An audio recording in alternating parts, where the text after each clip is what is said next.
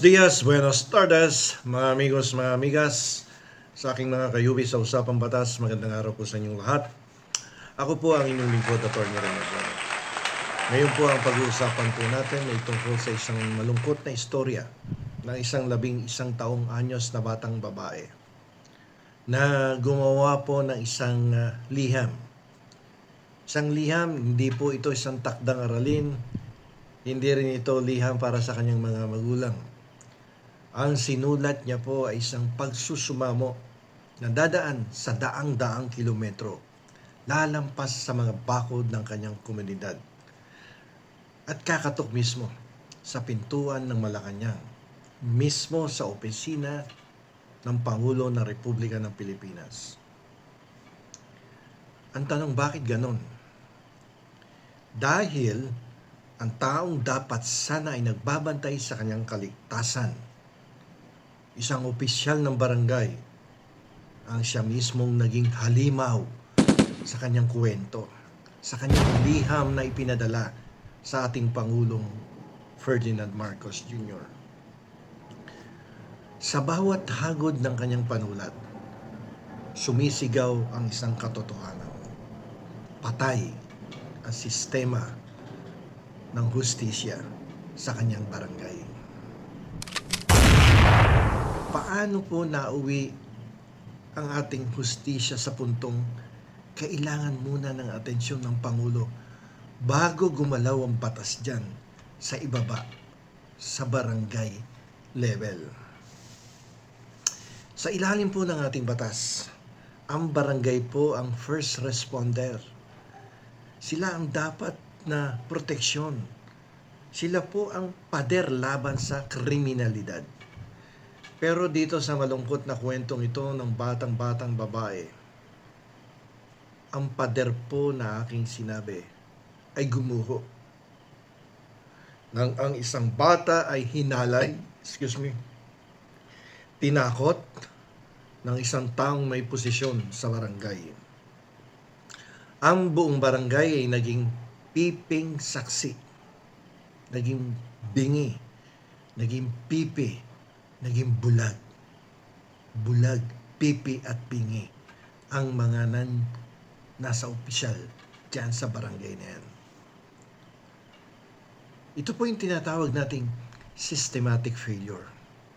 Kapag ang biktima ay natatakot, lumapit sa kapitan dahil ang suspect ay kasamahan nito sa opisina, ang hustisya po ay hindi lang nababalam, ito po ay nabubulag at walang nakikita.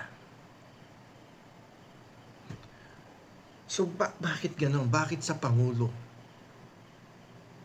Dahil sa mata ng isang bata, wala nang saysay ang mga step by step na procedure sa gobyerno. Ayon po sa ating legal analysis, meron tayong DSWD, meron tayong Philippine National Police at local government officials. Pero ang bureaucracia ay parang hagdanan kung ang unang baitang ay bulok, yung barangay. Hindi ka makakaakyat sa taas. Ang pagdiretso sa Pangulo ay isang act of desperation na. Wala nang nakikitang hustisya ang bata. Ito ay patunay na ang ating access to justice ay may malaking lamat. Nung makarating po ang liham kay Pangulong Marcos Jr., agad po siyang nagutos ng aksyon. So dito naman tama ang naging hakbang ng ating national government. Pero tanungin po natin ang ating mga sarili. Kailangan bang laging ang Pangulo ang gumagalaw? Kailangan bang laging ang Pangulo ang kumikilos? Sa ilalim po ng ating batas, ang bawat opisyal ay mayroong command responsibility. Dito ang pananahimik ng ibang opisyal ng barangay habang inaabuso ang bata ay isa pong krimen sa ilalim ng Republic Act 7610.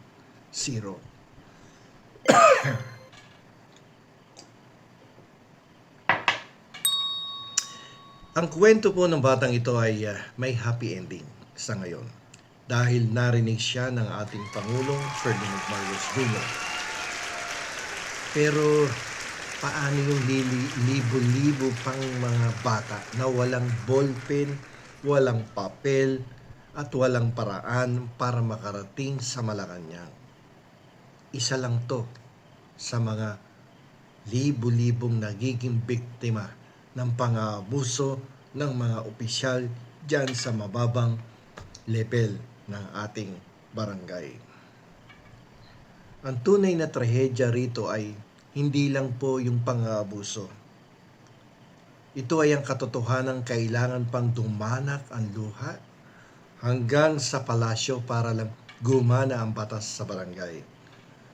Ang hustisya ay hindi dapat isang pribilehiyo para sa mga napapansin lang. Hindi ito dapat nakadepende sa kung sino ang sikat o sino ang may tamang koneksyon. Ang sukatan po ng isang matibay na bansa ay hindi ang ganda ng mga gusali sa Maynila, kundi ang seguridad ng isang bata sa pinakamalayong barangay. Huwag nating hayaang maging normal ang paglaktaw sa sistema. Dahil kapag ang hustisya ay kailangan pang i-request sa itaas bago ibigay sa ibaba, hindi na po yun hustisya. Iyon ay awa na. At ang karapatan na hindi hinihingi bilang awa, ito ay dapat ibinibigay dahil ito ang nararapat sa ilalim ng ating batas. So hanggang dito na lamang po. Marami pong salamat sa inyong pakikinig sa usapin na to. Naway maging boses tayo ng mga batang patuloy na sumusulat sa dilim, naghihintay na marinig. Magandang gabi po sa inyo lahat. Ito po ang inyong lingkod, Atty. Rene Bueno. Attorney Bueno.